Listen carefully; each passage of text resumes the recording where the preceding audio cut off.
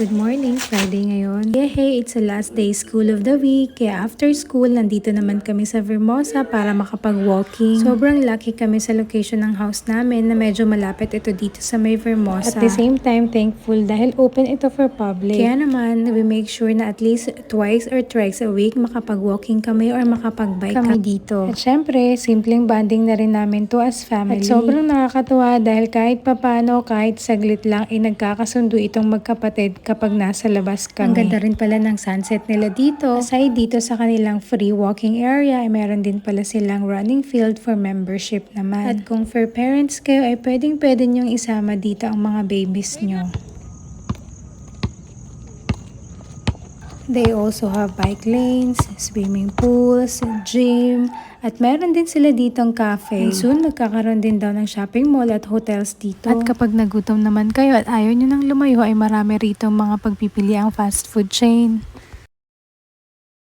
Nandito pala kami ngayon sa may Burger King dahil gusto nilang burger lang ang kanilang dinner ngayon. Pero paminsan-minsan lang to hindi ito lagi.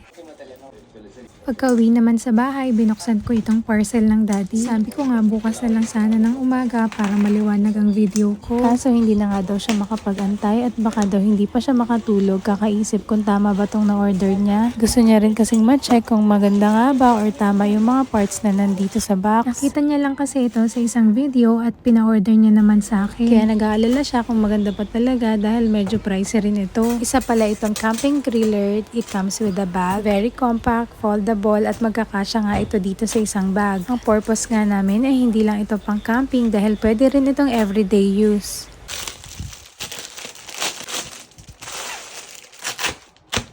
Dahil sa tulad naming medyo maliit ang space dito sa bahay, ay sobrang ganda nito dahil itutupi mo lang siya kapag hindi mo gagamitin. Sana nga ay makulayan na rin ang drawing naming pagka-camping. Gusto rin kasi talaga ng mga bata ang matry ang makapag-camping. Sa mga may idea at nakapag-camping, napa-comment naman kung saan ang recommendations niyong magandang puntahan at pwede yung mga bata. Anyway, sa may gusto nitong griller, ilalagay ko na lang ang link sa comment section kung saan ko nabili. O siya, hanggang dito na lang muna. Thank you for watching. Stay tuned on the next one. Bye! And please don't forget to follow my page for more. Thank you!